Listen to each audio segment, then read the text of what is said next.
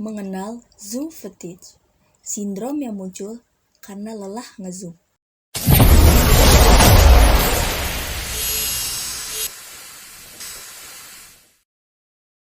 Sudah 1 tahun lebih sejak pandemi COVID-19 melanda dunia.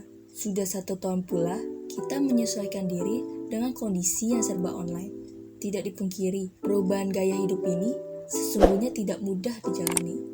Pada awalnya, pemberlakuan WFH atau work from home mungkin menjadi solusi yang menyenangkan.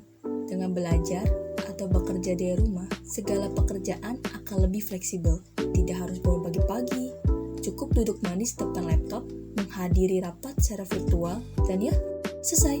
Tak ada divisi tenaga, tak ada teman yang membuat konsentrasi terganggu. Tapi, tahu nggak? Menghabiskan waktu dengan serangkaian online meeting rupanya bisa memicu dampak buruk, baik secara fisik maupun mental. Jika kamu merasa mulai lelah dengan segala aktivitas telekonferensi virtual, itu tandanya kamu mengalami Zoom fatigue syndrome. Zoom fatigue syndrome sendiri adalah kelelahan, kegelisahan, dan rasa jenuh yang diakibatkan penggunaan platform telekonferensi online secara berlebihan. Meskipun dikatakan Zoom, penggunaannya tidak terbatas pada satu platform saja, melainkan juga termasuk aplikasi non-Zoom seperti Google Meet, FaceTime, Skype, dan lain-lain. Tanda-tanda seseorang mengalami Zoom fatigue juga bisa terlihat, mulai dari kehilangan semangat untuk menghadiri meet, badan pegal, sulit berkonsentrasi, dan perubahan emosi. Biasanya, orang-orang di fase ini menjadi mudah marah bila disenggol sedikit. Ada beberapa alasan yang menyebabkan Zoom fatigue bisa terjadi. Di antaranya, komunikasi jarak jauh yang harus mengeluarkan effort besar.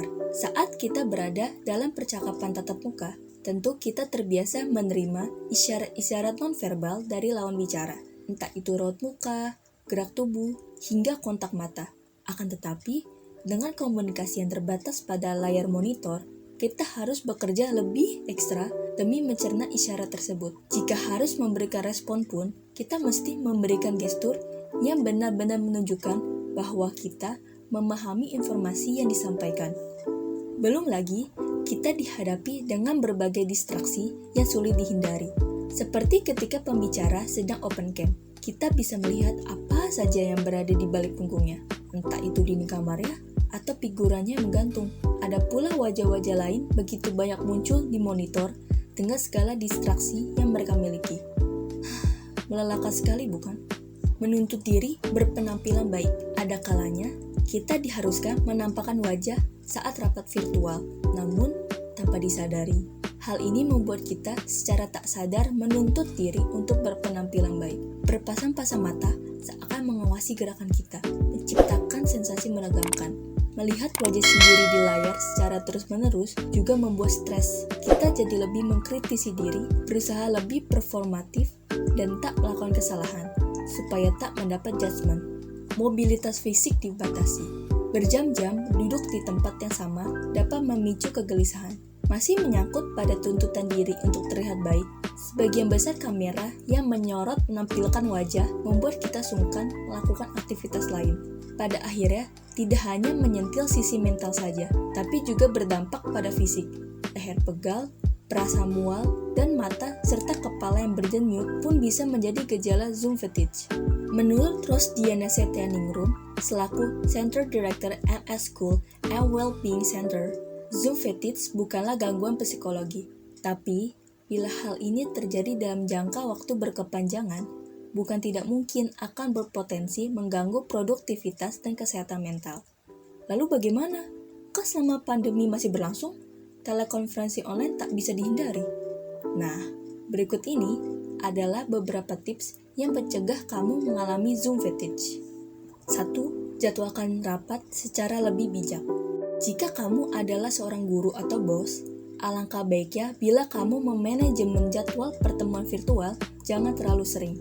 Cukup 2-3 kali dalam seminggu dan usahakan untuk membahas hal yang benar-benar urgent. Sisanya bisa gunakan alternatif lain yang variatif. Jika kamu berperan sebagai peserta, pastikan bahwa 10-15 menit sebelum meet, kamu melakukan kegiatan lain seperti minum, makan, atau berjalan-jalan di sekitar rumah. Usahakan untuk tidak terus-menerus berada di depan monitor. Ketika hari kerja sudah berlalu, manfaatkan waktumu untuk merelaksasi diri dan berinteraksi dengan anggota keluarga. Jangan malah tenggelam dalam pekerjaan lagi. 2. Atur kameramu. Seperti yang sudah dikatakan sebelumnya, dengan banyaknya wajah dan kamera yang menyorot, membuat fokus kita menjadi terbagi.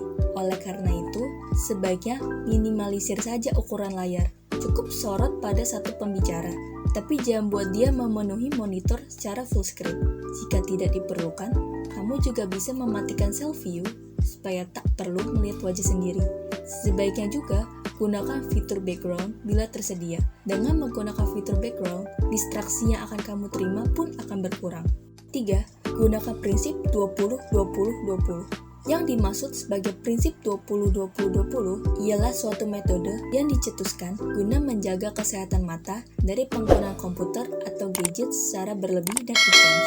Caranya adalah dengan mengistirahatkan diri dari layar selama 20 menit sekali, lalu melihat objek sejauh 6 meter atau 20 kaki dari tempat berpijak selama 20 detik. Akan lebih bagus lagi jika pemandangan yang terjangkau mata adalah sesuatu yang segar seperti tanaman hijau. Jika kamu menerapkannya dalam aktivitas sehari-hari, pasti deh kegiatan WFH kamu gak bakal bikin stres.